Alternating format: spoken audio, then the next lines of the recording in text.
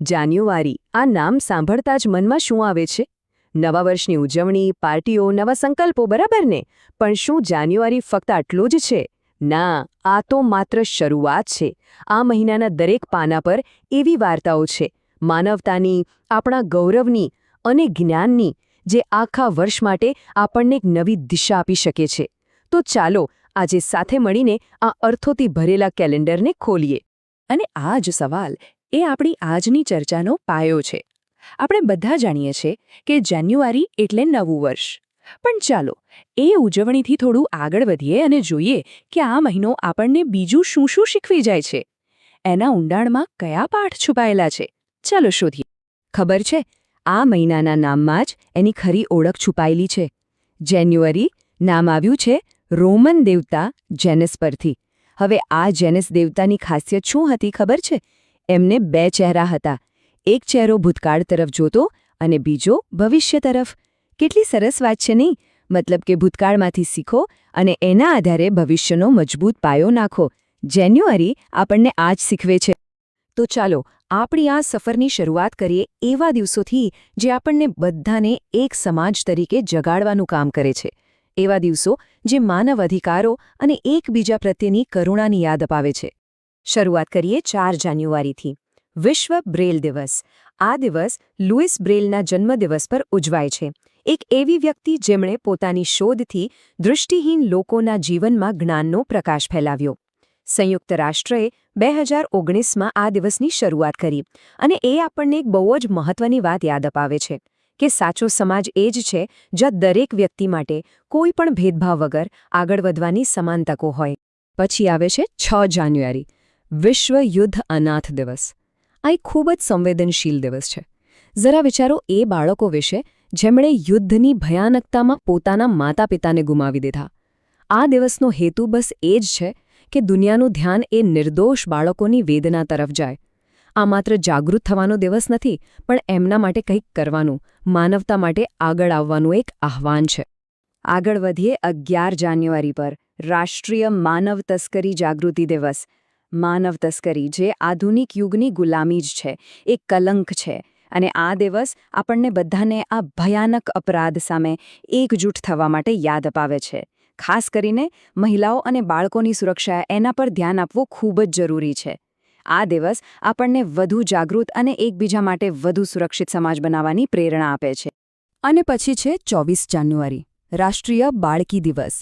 2008થી શરૂ થયેલો આ દિવસ આપણને અરીસો બતાવે છે સમાજમાં રહેલી એ અસમાનતાઓનો, જેનો સામનો આજે પણ દીકરીઓએ કરવો પડે છે. આ દિવસ એક યાદ છે, એક વચન છે કે દરેક બાળકીને સપના જોવાનો અને એ સપનાને પાંખો આપીને ઉડવાનો પૂરો અધિકાર મળવો જ જોઈએ. હવે વાત કરીએ 27 જાન્યુઆરીની, આંતરરાષ્ટ્રીય હોલોકોસ્ટ સ્મરણ દિવસ. આ દિવસ આપણને માનવ ઇતિહાસના એક સૌથી કાળા, સૌથી દર્દનાક અધ્યાયની યાદ અપાવે છે. 1945માં આ જ દિવસે ઓશ્વિટ્સના નર્કમાંથી લોકોને મુક્ત કરવામાં આવ્યા હતા. સંયુક્ત રાષ્ટ્રએ આ દિવસે લાખો નિર્દોષ પીડિતોને શ્રદ્ધાંજલિ આપવા માટે નક્કી કર્યો છે. પણ એનાથી પણ વધુ આ એક વચન છે આપણી જાતને અને આવનારી પેઢીને કે આપણે ઇતિહાસમાંથી શીખીશું, જેથી આવી ભયાનકતા ફરી ક્યારે ન બને. તો માનવતાના આ વૈશ્વિક પાઠ પછી ચાલો હવે આપણા દેશ ભારતના ગૌરવ અને પ્રગતિની વાત કરીએ. જાન્યુઆરી મહિનામાં એવા પણ દિવસો છે જે આપણા રાષ્ટ્રીય સ્વાભિમાનને ઉજાગર કરે છે.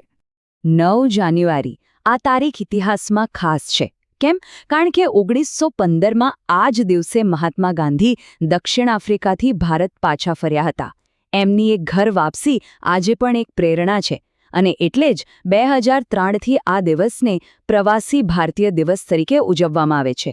આ દિવસ એ કરોડો ભારતીયોને સમર્પિત છે જેઓ દુનિયાના ખૂણે ખૂણે વસે છે, પણ જેમનું દિલ હંમેશા હિન્દુસ્તાન માટે ધબકે છે. તેમના યોગદાનને સલામ કરવાનો આ દિવસ છે. ઉઠો, જાગો અને ધ્યેય પ્રાપ્ત ન થાય ત્યાં સુધી અટકો નહીં. સ્વામી વિવેકાનંદના શબ્દોમાં આજે પણ કેટલી ઊર્જા છે નહીં? અને એટલે જ એમની જન્મજયંતિ 12 જાન્યુઆરી આપણા દેશમાં રાષ્ટ્રીય યુવા દિવસ તરીકે ઉજવાય છે. આ દિવસ દેશના દરેક યુવાનને યાદ અપાવે છે કે એમની અંદર આખા રાષ્ટ્રનું ભવિષ્ય બદલવાની તાકાત છે. 15 જાન્યુઆરી ભારતીય સેના દિવસ. આ તારીખ કેમ ખાસ છે? કારણ કે 1949માં આ દિવસે પહેલીવાર ભારતીય સેનાની કમાન કોઈ અંગ્રેજના હાથમાંથી એક ભારતીય જનરલ કે.એમ. કરિયપ્પાના હાથમાં આવી. આ માત્ર એક પદનો ફેરફાર નહોતો. આ આત્મનિર્ભરતા, આત્મવિશ્વાસ અને આપણા રાષ્ટ્રીય ગૌરવનું જીવંત પ્રતીક હતું. આ દિવસે આપણે આપણા સૈનિકોના શૌર્ય અને બલિદાનને સલામ કરીએ છીએ. અને હવે વાત કરીએ ભારતના નવા જોશ અને જુસ્સાની. 16 January national startup day. Startup India મિશનની શરૂઆત સાથે જોડાયેલો આ દિવસ એવા યુવા દિમાગોની ઉજવણી કરે છે જેઓ હવે જોબ સિકર્સ નહીં પણ જોબ ક્રિએટર્સ બની રહ્યા છે. આ દિવસ એ નવીનતા, એ હિંમત અને એ કંઈક નવું કરી બતાવવાની ભાવનાને સલામ કરવાનો છે. 23 જાન્યુઆરી પરાક્રમ દિવસ. આ દિવસ 2021થી નેતાજી સુભાષચંદ્ર બોઝની જન્મજયંતિ પર ઉજવવામાં આવે છે અને નામ જ બધું કહી દે છે, પરાક્રમ. આ દિવસ નેતાજીના એ અદમ્ય સાહસ અને શૌર્યને યાદ કરવાનો છે. આ માત્ર એમની જન્મજયંતિ નથી પણ એમના એ જુસ્સાને શ્રદ્ધાંજલિ છે જેણે આખા દેશમાં આઝાદીની આગ લગાવી દીધી હતી. અને હવે 26 જાન્યુઆરી ગણતંત્ર દિવસ. આ દિવસ માત્ર એક રજા કે ટીવી પર પરેડ જોવાનો દિવસ નથી. આ એ દિવસ છે જ્યારે આપણને સાચી આઝાદી મળી. ગણતંત્ર એટલે કે જ્યાં રાજાનું નહીં પણ લોકોનું શાસન હોય. 1950માં આ દિવસે આપણું બંધારણ લાગુ થયું અને ભારત સાચા અર્થમાં એક લોકશાહી દેશ બન્યો. 1930માં જોયેલું પૂર્ણ સ્વરાજનું સપનું આ દિવસે સાકાર થયું. રાષ્ટ્રીય ગૌરવની આ ગાથાનું સમાપન એક ગંભીર અને યાદગાર દિવસ સાથે થાય છે. 30 જાન્યુઆરી શહીદ દિવસ. આ દિવસે રાષ્ટ્રપિતા મહાત્મા ગાંધીની પુણ્યતિથિ પર આપણે એ તમામ શહીદોને યાદ કરીએ છીએ જેમણે દેશની આઝાદી માટે પોતાના પ્રાણ ન્યોછાવર કરી દીધા. તો આપણે માનવતાની વાત કરી, રાષ્ટ્રગૌરવની પણ વાત કરી. હવે ચાલો આપણા પ્રવાસના અંતિમ પડાવ પર જઈએ. એક એવા પડાવ પર જ્યાં સંસ્કૃતિ, ભાષા અને જ્ઞાનની ઉજવણી થાય છે. 10 જાન્યુઆરીએ આપણે ઉજવીએ છીએ વિશ્વ હિન્દી દિવસ. આ દિવસ એ વાતની ઉજવણી છે કે આપણી ભાષા કેટલી સુંદર અને શક્તિશાળી છે. 1975માં નાગપુરમાં પહેલું વિશ્વ હિન્દી સંમેલન યોજાયું હતું અને એની યાદમાં 2006થી આ દિવસ ઉજવાય છે. આનો હેતુ એક જ છે, હિન્દી ભાષાને આંતરરાષ્ટ્રીય સ્તરે ગ્લોબલ સ્ટેજ પર ગૌરવભેર સ્થાન અપાવવું. પછી આવે છે 14 જાન્યુઆરી મકર સંક્રાંતિ એટલે કે ઉત્તરાયણ. આપણા માટે તો આ પતંગ અને ચીકીનો તહેવાર છે પણ એના અર્થ ઘણા ઊંડા છે. વિજ્ઞાનની દ્રષ્ટિએ જુઓ તો સૂર્ય મકર રાશિમાં પ્રવેશ કરે છે. ખેડૂતો માટે આ નવા પાકની ખુશીનો લણણીનો ઉત્સવ છે અને સાંસ્કૃતિક રીતે તો આખા ભારતમાં અલગ અલગ નામે અલગ અલગ રીતે ઉજવાતો એકતાનો તહેવાર છે. હવે આ જો મહત્વપૂર્ણ શબ્દના કેટલા બધા સમાનાર્થી છે. આવશ્યક, નિર્ણાયક, નોંધપાત્ર. શબ્દોમાં કેટલી તાકાત હોય છે નહીં?